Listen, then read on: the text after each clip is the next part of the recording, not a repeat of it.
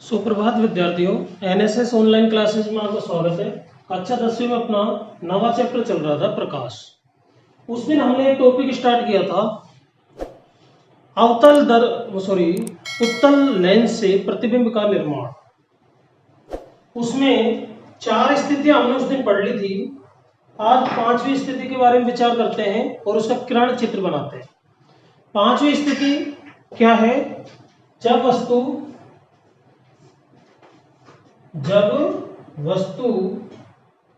F पर स्थित है। यह पहली स्थिति का अपोजिट है। पहली स्थिति में वस्तु को रखा गया था अनंत पर, प्रतिबिंब प्राप्त हुआ था F पर। यहां पर वस्तु को रख रहे हैं F पर, तो प्रतिबिंब प्राप्त होगा अनंत पर। दोनों एक दूसरे के विलोम है। तो देखिए इस स्थिति के बारे में विचार करते हैं। ये मुख्य अक्ष हो गई, ये लेंस हो गया। कौन सा लेंस है? उत्तल लेंस। ये इसका प्रकाश केंद्र हो गया O, ये द्वारक है। यहां पर पहला मुख्य फोकस, इसका डबल, ये F2 और ये 2F।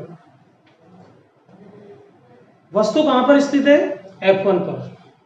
F लिख दो, F1 लिख दो, क्योंकि इसमें दो मुख्य फोकस होते हैं। यहां पर ये वस्तु स्थित है।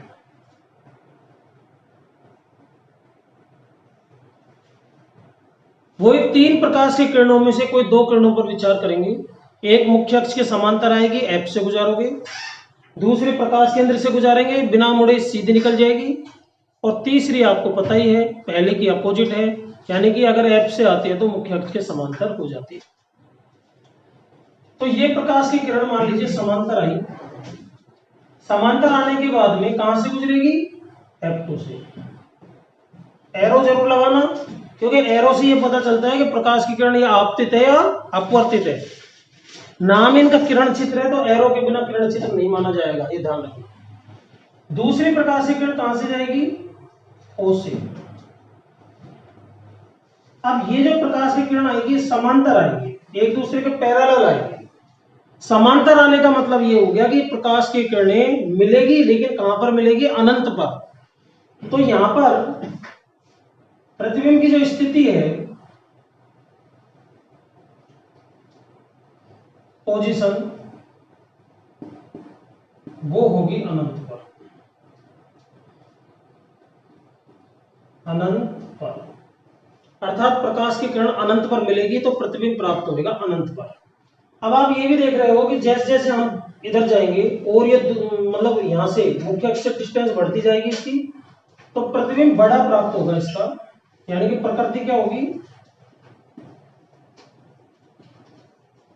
प्रतिबिंब प्राप्त होगा वास्तविक, क्योंकि किरणें वास्तव में मिलेगी अनंत पर। वास्तविक हमेशा उल्टे होते हैं, इन्वर्टेड होते हैं, और बहुत बड़ा।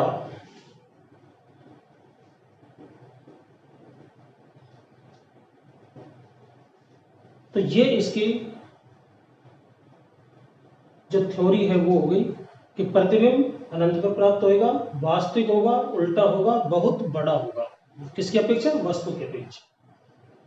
तो ये अपनी स्थिति नंबर 5 है। ध्यान से देखेंगे, समझेंगे, बनाने का प्रयास करें। छठी स्थिति है, अब F1 पर तो है, अब इसको और पास में लाएंगे तो एक स्थिति और बनती है जब वस्तु F1 और प्रकाश केंद्र के बीच में स्थित है यहां पर। तो देखिए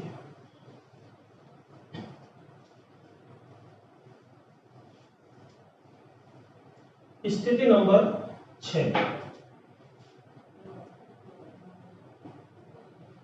जब वस्तु F1 में प्रकाश केंद्र O के मध्य स्थित है।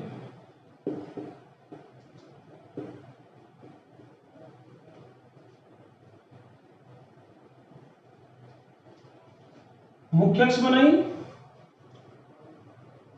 ये उत्तल लेंस, उत्तल लेंस का ये द्वारक द्वारक ने मुख्य अक्ष को जहां पर काटा है ये हो गया प्रकाश केंद्र O, ये इसका पहला मुख्य फोकस F1। जितनी डिस्टेंस ये लो उतनी डिस्टेंस लगभग ये लेना, ये F2, जितनी ये उतनी आगे 2F1 2F2। इस तरह से हमने अंकन कर लिया। अब छठी स्थिति में वस्तु कहां पर स्थित है, F1 और O के मध्य है, अर्थात यहां पर। प्रकाश की किरणें वही लेंगे, एक समांतर जो F2 से गुजारेंगे और एक O से गुजारेंगे। तो एक प्रकाश की किरण तो इस तरह से आएगी, ये तो गुजरेगी कहां से, F2 से। दूसरी प्रकाश की किरण कहां से गुजरेगी, O से। अब हम यहां पर क्या देख रहे हैं, लगातार इनके बीच की दूरी देखो, यहां पर कम है, फिर यहां और ज्यादा हो गई, फिर यहां और ज्यादा हो गई, यहां और ज्यादा हो गई, आगे और भी ज्यादा हो जाएगी। यानी कि इनके दोनों प्रकाश किरणों के बीच की जो डिस्टेंस है, दूरी है, वो लगातार बढ़ती जा रही है। तो यहां तो इनके मिलने के चांसेस है ही नहीं, आगे तो और भी ज्यादा दूरी हो जाएगी। तो आगे जाकर ये नहीं मिलेगी, ये मिलेगी पीछे, इसलिए इनको डॉट डॉट करके पीछे की तरफ बढ़ाना होगा। तो इसको डॉट डॉट करके स्केल की बिल्कुल सीध में लेते हुए इस तरह से डॉटेड कर दो, डॉटेड लाइन खींच दो इस तरह से, इसको भी इसी तरह से डॉटेड कर दो। यहां पर ये मिलती हुई प्रतीत हो रही है, तो ये वस्तु का प्रतिबिंब प्राप्त होगा। जैसे वस्तु सपोज दैट हमने ए बी मान ली, तो प्रतिबिंब प्राप्त होगा ए डैश बी डैश। अब यहां पर प्रकाश किरणें वास्तव में नहीं मिली है, ये मिलती हुई प्रतीत हो रही है। तो जब प्रतीत होती है तो प्रतिबिंब प्राप्त होता है आभासी, वर्चुअल। यानी कि 5 स्थितियों में जो प्रतिबिंब बना था वो तो वास्तविक बना था। केवल ये छठी स्थिति ऐसी है जिसमें प्रतिबिंब कैसा बनेगा, आभासी बनेगा, वर्चुअल बनेगा।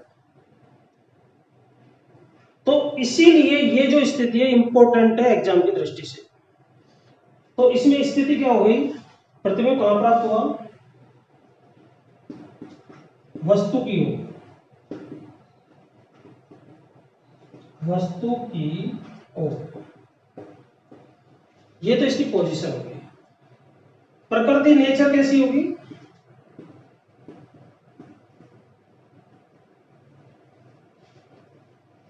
प्रतिबिंब कैसा प्राप्त हुआ है, आभासी।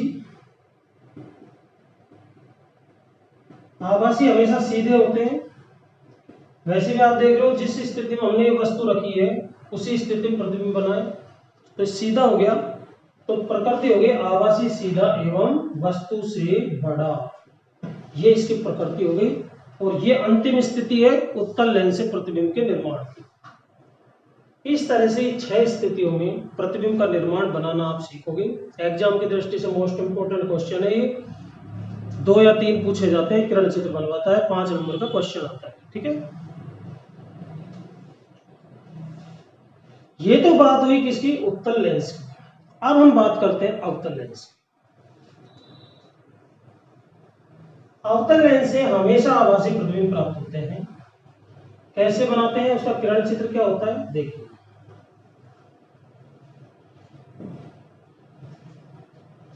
इसमें कोई स्थितियां नहीं है, वस्तु को हम कहीं पर भी रखें प्रतिबिंब हमेशा आभासी, सीधा और वस्तु की ओर ही बनेगा। तो इसमें कोई स्थितियां नहीं है, सिर्फ एक स्थिति है, कहीं भी वस्तु को रखो। अवतल लेंस से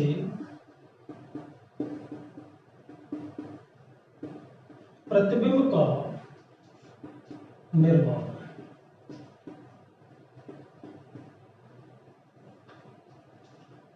तो कैसे बनाएंगे देखिए, ये मुख्य अक्ष अवतल लेंस है, ये अवतल लेंस हो गया।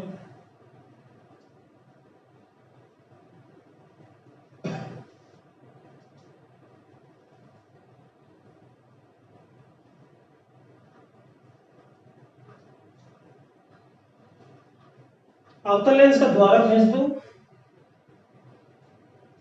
ये द्वारक हो गया। द्वारक ने मुख्य अक्ष को जहां पर काटा है वो प्रकाश केंद्र हो गया। वस्तु को हम कहीं पर भी रख सकते हैं, वही दो मुख्य फोकस होंगे इसके पहले की तरह F1 टू F1, दूसरा मुख्य फोकस F2 टू F2।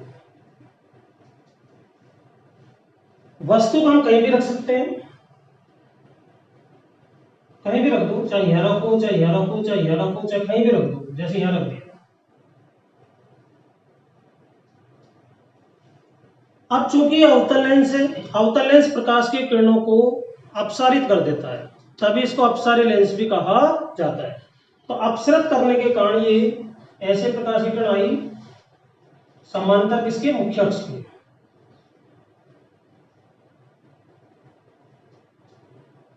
लेकिन ये इसको अपसरित कर देगा इस तरह से। प्रकाश की किरणें रूल जरूर फॉलो करेगी कि जो समांतर आती है वो मुख्य फोकस से गुजरती है, गुजरती हुई प्रतीत होती है। तो उत्तल लेंस के लिए तो सीधे गुजार देते हैं हम F2 से, लेकिन ये अवतल लेंस है, अवतल लेंस ने प्रकाश की किरण को अपसरित कर दिया, लेकिन ये आती हुई कहां से प्रतीत होगी, यहां से। इस तरह से डॉट डॉट करके मिला दो। दूसरी प्रकाश की किरण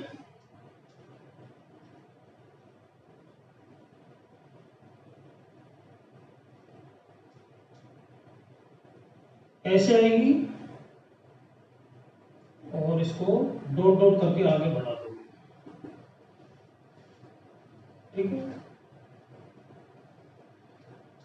तो ये जो प्रकाश की किरणें हैं ये मिलेगी, लेकिन इधर की साइड मिलेगी बहुत दूरी पर, तो इसमें प्रतिबिंब हमेशा कैसा प्राप्त होगा, आभासी प्राप्त होगा, ठीक है।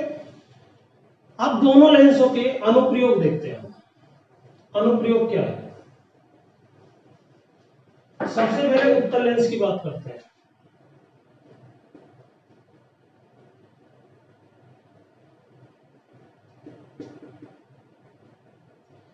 इसकी पहली स्थिति हमने देखी थी कि जब उत्तल लेंस को हम सूर्य के प्रकाश के सामने रखते हैं तो सूर्य के प्रकाश की किरणें उस पर समांतर आपतित होती है, समांतर आने के बाद में ये एक बिंदु पर फोकसित कर देता है जिसको मुख्य फोकस कहते हैं, ठीक है।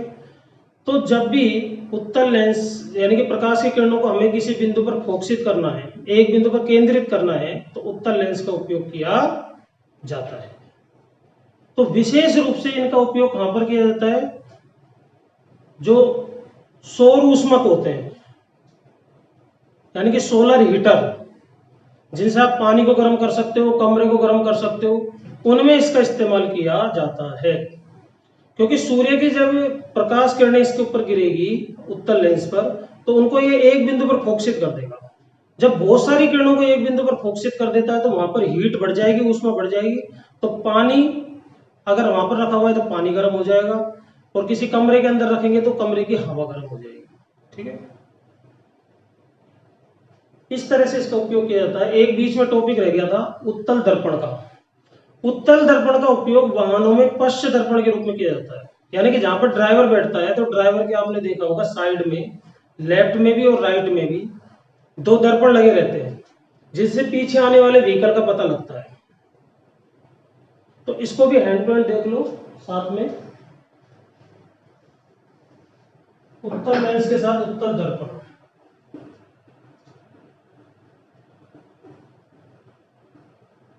इसका विशेष उपयोग किया जाता है पश्च दृश्य दर्पण, किसमें, वाहनों में। वाहनों में पश्च दृश्य दर्पण के रूप में यानी कि साइड मिरर के रूप में इसका इस्तेमाल किया जाता है, जिससे ड्राइवर पीछे आने वाले वाहनों का पता लगाता है। कई बार एग्जाम में क्वेश्चन पूछा जाता है कि पश्च दृश्य दर्पण के रूप में उत्तल दर्पण का उपयोग क्यों करते हैं, अवतल का क्यों नहीं करते।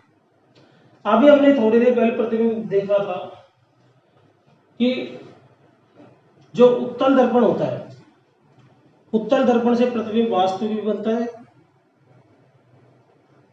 बड़ा भी बनता है, अधिकांश स्थितियों में आपने देखा बड़ा बनता है, जबकि अवतल दर्पण से जो प्रतिबिंब बनता है आभासी बनता है और उल्टा भी बनता है, ठीक है। इसलिए पश्च दर्पण के रूप में किसका इस्तेमाल किया जाता है, उत्तल दर्पण, राइट।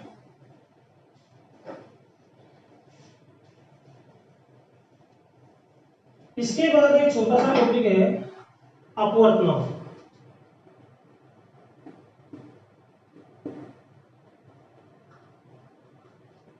अपवर्तनांक को आप एन से भी दर्शा सकते हो, म्यू से भी दर्शा सकते हो। कई किताब में ये एन से दर्शाया हुआ होता है, कई में म्यू। म्यू ये जो संकेत है किसका है, जैसे यू बनाया, इसको इस तरह से घुमा दोगे तो ये म्यू हो जाता है। ये एक भौतिक राशि है, इसका संकेत म्यू होता है। अपवर्तनांक होता क्या है, यानी कि किसी भी पृष्ठ से या किसी भी माध्यम से जो अपवर्तन की घटना होती है उसकी एक तरह से क्षमता का मापक है कौन, अपवर्तनांक। जैसे मान लीजिए यहाँ पर दो माध्यम दिए हुए हैं, ये पृथककारी सतह हो गई, ये अभिलंब हो गया, यहाँ माध्यम 1 है, यहाँ माध्यम 2 है। अब मान लीजिए प्रकाश की किरण माध्यम 1 से माध्यम 2 में आ रही है, अपवर्तित हो गई है। तो माध्यम 2 का माध्यम 1 के सापेक्ष अपवर्तनांक क्या होगा, माध्यम 2 का माध्यम 1 के सापेक्ष अपवर्तनांक। फॉर्मूले रूप में लिख देते हैं। इसमें ध्यान रखने वाली बात क्या है, जिसके सापेक्ष निकाला जाए, यहां माध्यम 2 का माध्यम 1 के सापेक्ष, तो किसके सापेक्ष निकाला जा रहा है, 1 के।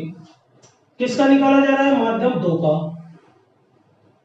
यानी कि जिसके साथ का लगा होता है वो तो आएगा किसमें, हर में, और जिसके सापेक्ष निकाला जाता है, सापेक्ष माध्यम 1 के है, तो वो आएगा ऊपर अंश में।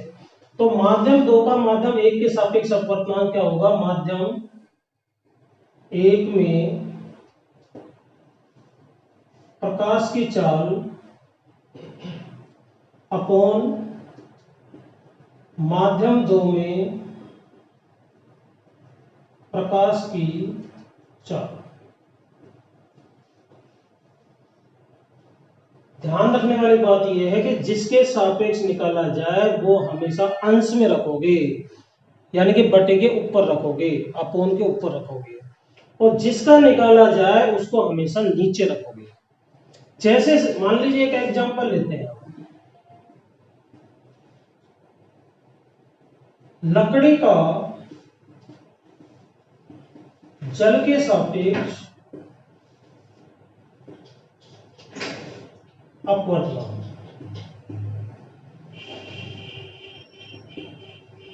अब इसका आपको फॉर्मूला लिखना है।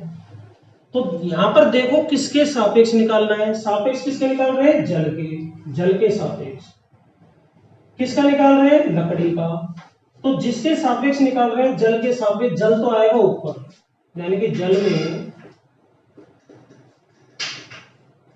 प्रकाश की चाल बटा लकड़ी में प्रकाश की चाल।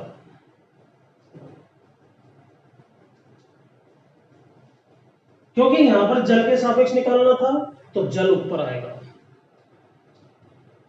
तो ये बात ध्यान रखनी है, जिसके सापेक्ष अपवर्तनांक निकाला जाता है वो हमेशा अंश में आएगा, और जिसका निकाला जाता है वो हमेशा हर में आएगा। अगर मान लीजिए वायु के सापेक्ष निकाला जाए, ये माध्यम 1 और माध्यम 2 है, इनमें से ये माध्यम 1 क्या रख दिया, वायु। तो माध्यम 2 का वायु के सापेक्ष अपवर्तनांक कहलाएगा निरपेक्ष अपवर्तनांक।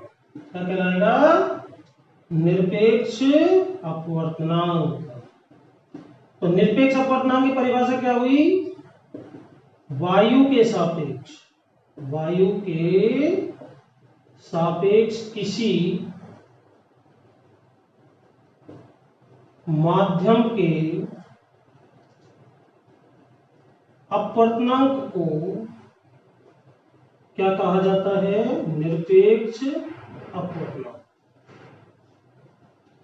तो जब भी निरपेक्ष अपवर्तनांक निकाला जाएगा, वायु के सापेक्ष निकाला जाएगा, वायु हमेशा ऊपर आएगी, क्योंकि जिसके सापेक्ष निकालते हैं ऊपर आता है।